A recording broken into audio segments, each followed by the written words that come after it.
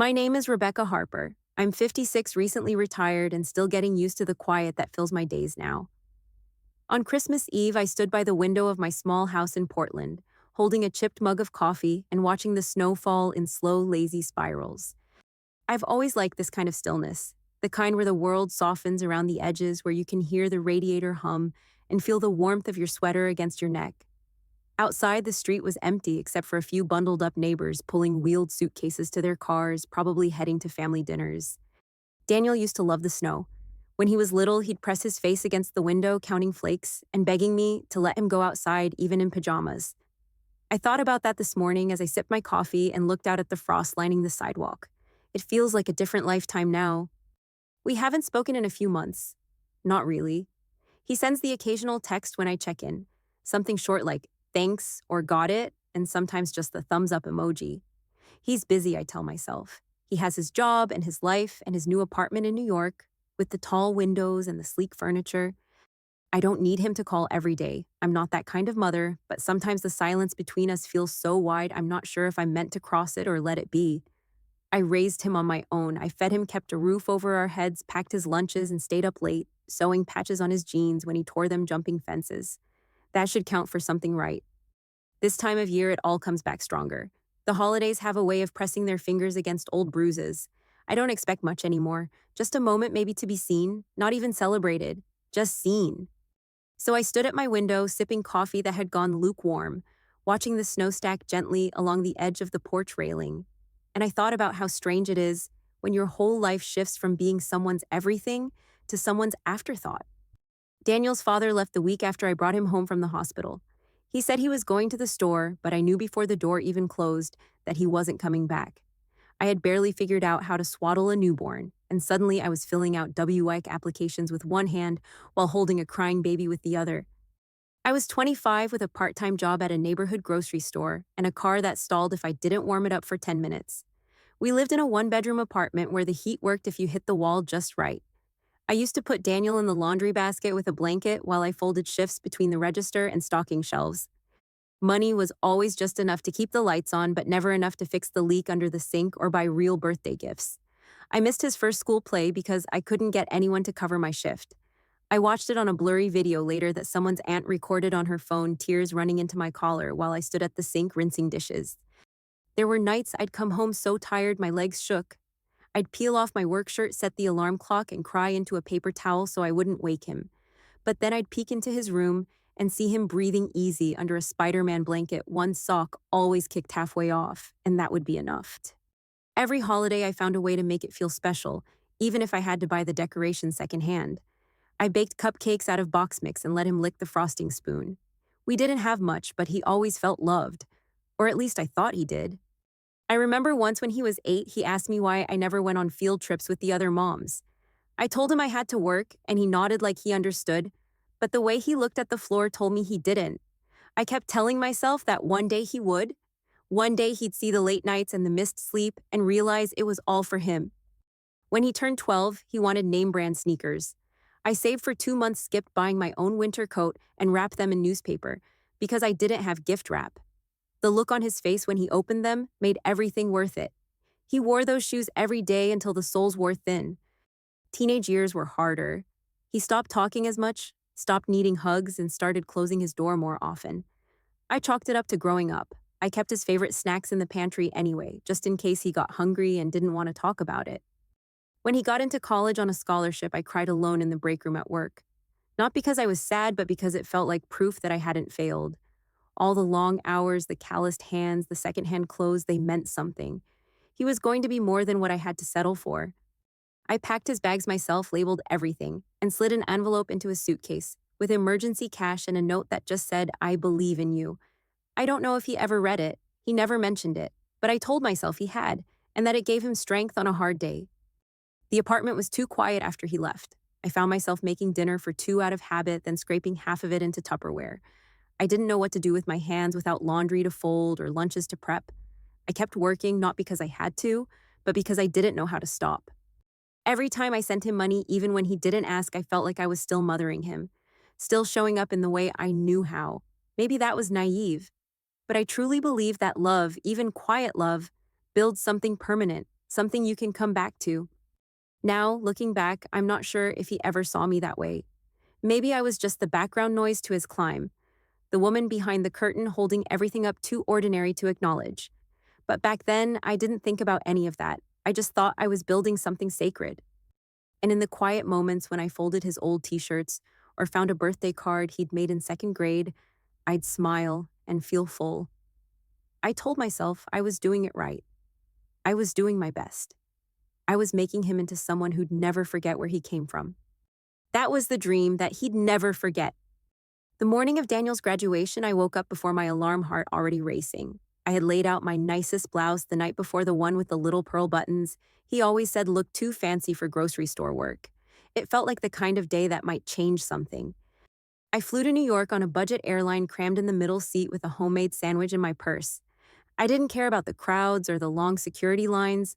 All I could think about was seeing him walk across that stage. The stadium was packed. Families everywhere holding signs, cheering, hugging. I kept my eyes on the row where Daniel's program said he'd be seated. When they called his name and he stood up, I swear my heart stopped for half a second. He looked so grown up in that cap and gown, tall and sure of himself. I clapped until my hands stung. I shouted his name and even stood up a little just to catch his eye, but he never looked toward the crowd. After the ceremony, I waited near the exits, holding a bouquet of grocery store flowers I'd wrapped in tissue myself. He came out with a group of friends, laughing at something one of them said. When he saw me, his smile changed. It didn't disappear, just softened. Like he'd remembered something he meant to do, but forgot. He gave me a hug quick and loose and thanked me for coming. I wanted to tell him that I'd saved for 6 months to be there, that I'd taken 2 overnight shifts back to back just to afford the plane ticket, that this moment was one I dreamed about through 1,000 grocery bags and 3 broken vacuum cleaners. Instead, I handed him the flowers and said how proud I was. He smiled again, but it was distracted. His friends were calling him over to take pictures. I waited, thinking he'd wave me over too. I waited through 2 group shots, a selfie with a professor and one with his roommates holding champagne bottles. He never asked me to join. I stood there clutching my empty hands, pretending to be busy with my phone. At one point, I even held it up and snapped a blurry photo from the side just to have something. We went to dinner that night, just the 2 of us. He picked a loud tapas place in Midtown, all marble tables and glass walls. I could barely hear him over the noise, and he kept checking his watch. I told him he looked happy, and he nodded like he was trying to believe it too. When we hugged goodbye on the subway steps, he promised to call me soon. I told him not to forget. He said he wouldn't. I watched him disappear into the crowd, tall and easy in the world. He didn't look back. The flight home was quiet. I stared out the window most of the time, replaying every little moment, trying to convince myself that I was just tired, that maybe I was being too sensitive, that he'd call next week or send a photo from dinner or mention the flowers to someone. But deep down, something shifted. Not loudly, just a small tear in the fabric, a silence where I expected to be seen. I unpacked my suitcase in the dark and put the graduation program in the junk drawer, next to expired coupons and half-used tape. I didn't throw it away. Not yet. After I retired from the grocery store, people kept asking what I planned to do next. I'd smile and say I wanted to stay active, maybe pick up a little part-time work to keep my days full. What I didn't say was that the arthritis in my knees made every stair feel like a negotiation, or that I still worried about Daniel's rent more than my own. He never asked me for money. Not directly, but I knew from the way his replies came slower, from the months when his messages read just tight right now or things are hectic, that the struggle hadn't left just because college had. So I sent what I could, $300 on the 15th of every month, automatic and quiet, like a small offering to keep the connection alive. To make it happen, I took a job cleaning houses, not every day, just 2 or 3 afternoons a week for a couple families across town. They were kind enough, left tips in little envelopes around the holidays, and never asked why a woman my age was scrubbing someone else's stovetop. I told them I liked staying busy, and that was true in its own way. Some weeks, I skipped my own doctor visits to stretch the budget. My glasses prescription was 5 years old, and I hadn't bought a new pair of shoes since before the pandemic. But I didn't mind. Or at least I told myself I didn't. When you're a mother, certain discomforts start to feel like background noise. Every time I opened the bank app and saw that transfer go through, I imagined him sighing in relief. I pictured him opening his fridge and seeing something fresh, or paying a bill without dread. It gave me a sense of purpose, even if he never said thank you. Even if sometimes all I got in return was a thumbs up emoji that disappeared into silence. That December, I started setting money aside early. A few rolled quarters from the laundry jar, a portion of each tip folded into a drawer, lined with receipts and paper clips. I skipped a new winter coat again, even though the lining in my old one had worn thin. Every small choice added up to something that felt like hope. I wanted to surprise him for Christmas. Really surprise him. I imagined myself knocking on his door with a homemade apple pie still warm through the foil and a card tucked into my coat pocket. Not just any card, one I picked with glitter along the edges, the kind he used to love as a kid. Inside it, I planned to slide the biggest check I'd ever written him. $1,200 saved slowly and stubbornly. I also bought a few small gifts. A nice scarf that reminded me of one he borrowed from a college roommate once. A bottle of aftershave that smelled like the samples we used to pick out at the mall. It wasn't about the money. It was about showing him that I still remembered who he was even if he forgot who I'd been. The night before my flight, I packed everything carefully into 2 reusable grocery bags. One for the pie double wrapped and tied with twine, the other for the presents and the card pressed between tissue paper to keep it from bending. I even ironed my best blouse, the same one I wore to his graduation, and laid it across the foot of the bed. That morning, I caught the early flight bundled in layers to fight off the Portland cold. I stared out the airplane window for most of the trip, replaying how I'd knock, how his face would light up when he saw me, how he'd pull me in from the cold and say something like, "You didn't have to, Mom, but I'm so glad you did." I didn't expect him to break down in gratitude. I didn't expect some grand gesture, but I thought maybe I'd see a flicker of the little boy who used to run across the lawn into my arms, the one who called me his favorite person without hesitation. In my mind, this visit was going to fix the silence. Maybe not all of it, but enough to make it feel like family again. I told myself it was worth it, that no matter how far we'd drifted, some part of him would remember. Some part would still be mine. And so, as I landed in New York and watched the city lights blink on from the cab window, I held tight to that thought. Tighter than my purse, tighter than the bags in my lap.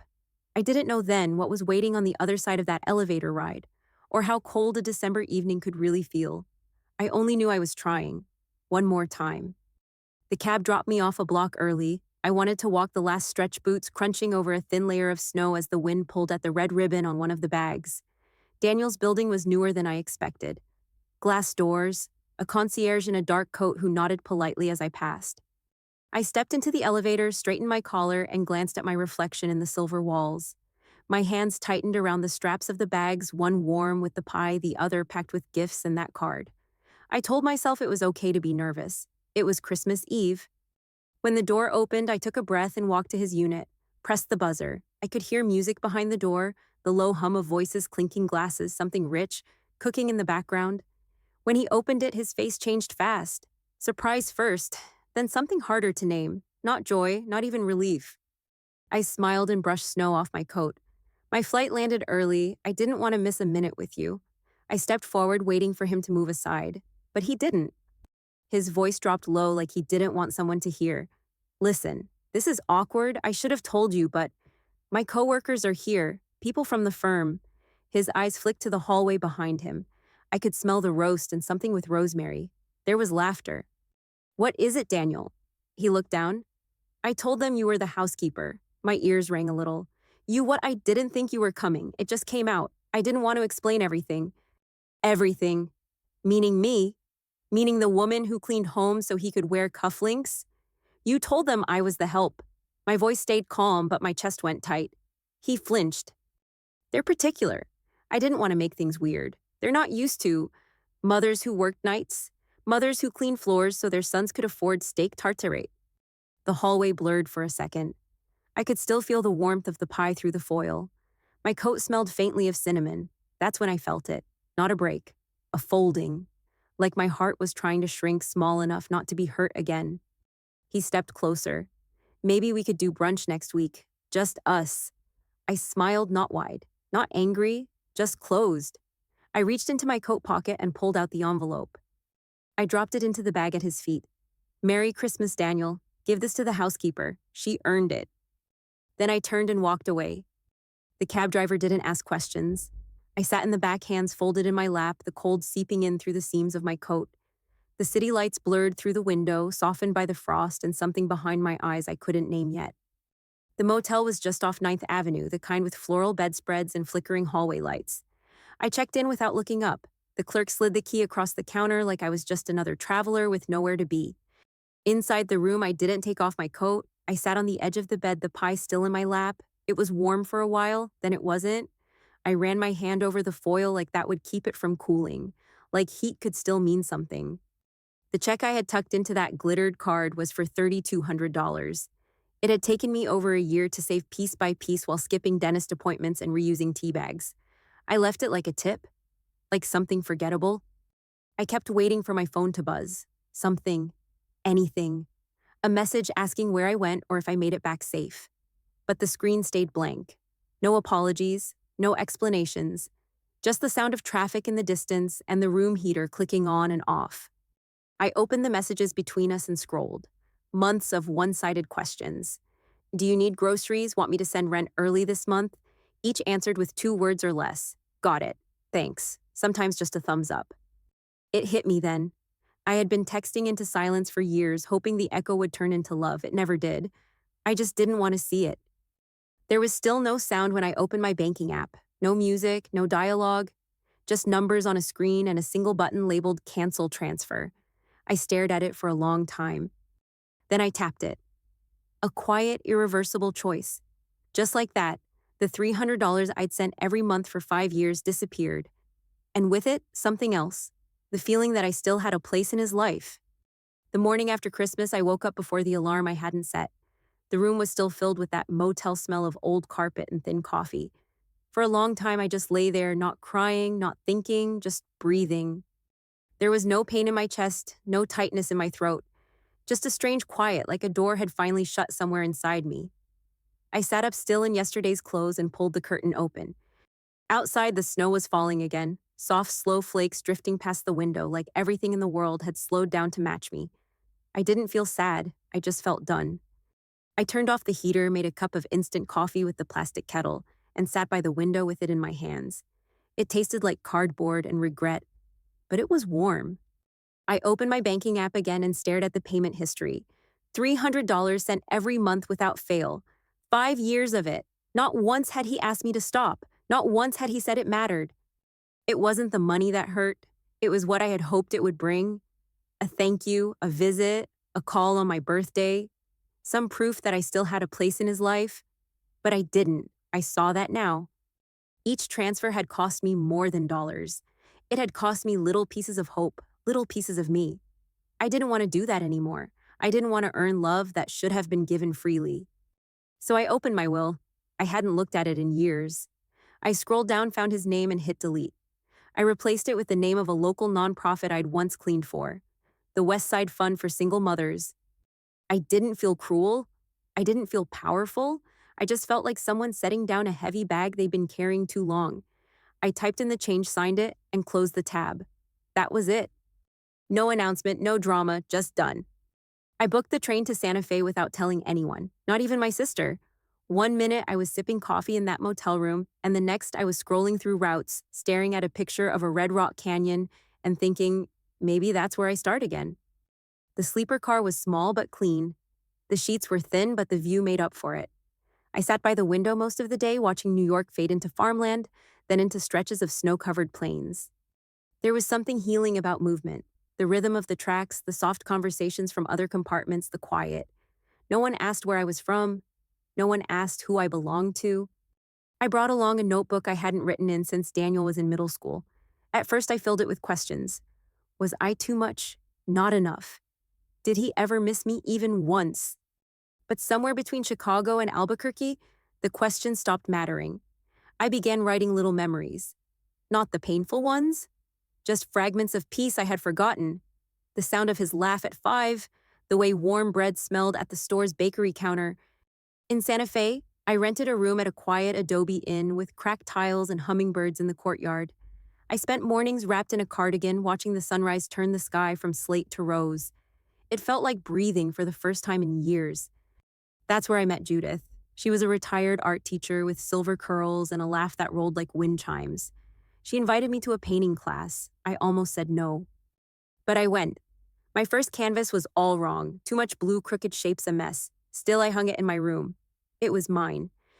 Judith told me I carried myself like someone who had stopped asking permission. I didn't know what to say, so I just smiled. She wasn't wrong.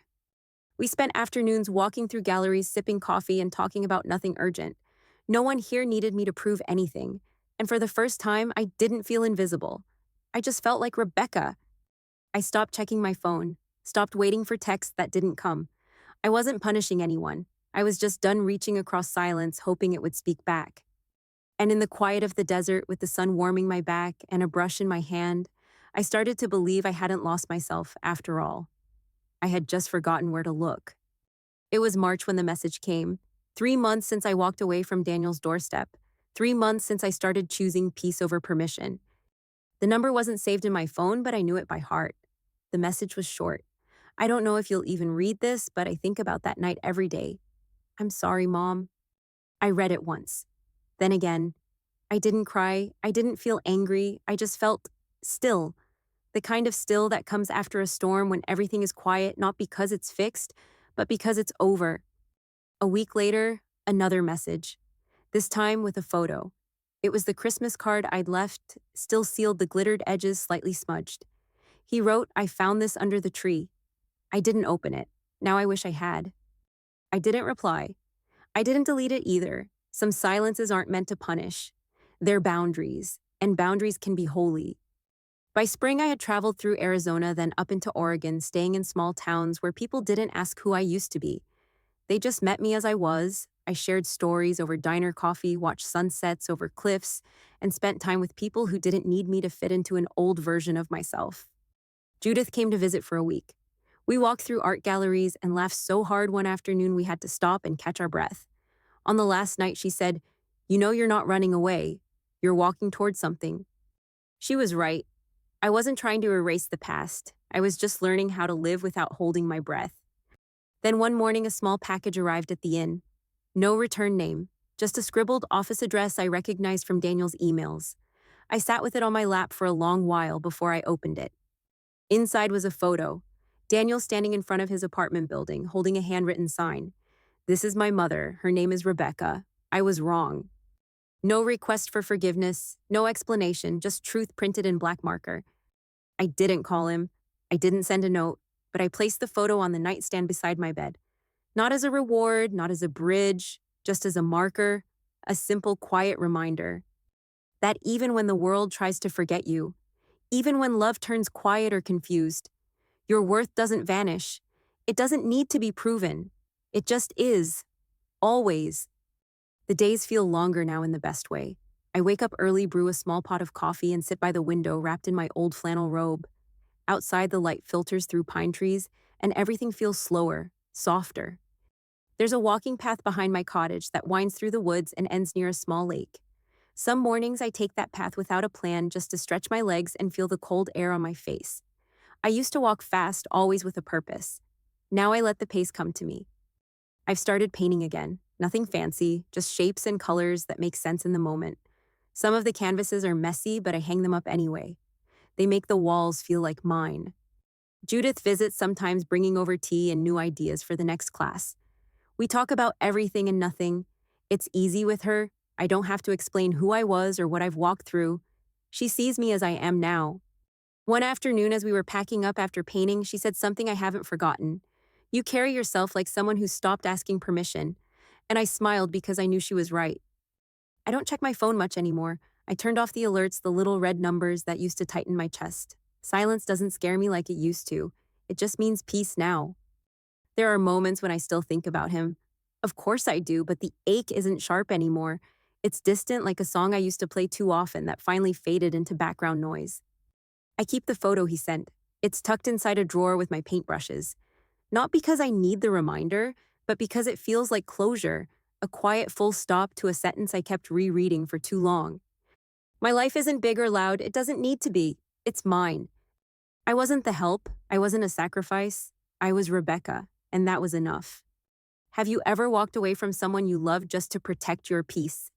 Not out of anger, not to punish, but because staying hurt more than leaving ever could. If you have, then maybe you understand what it means to let go of something that was never really holding you back.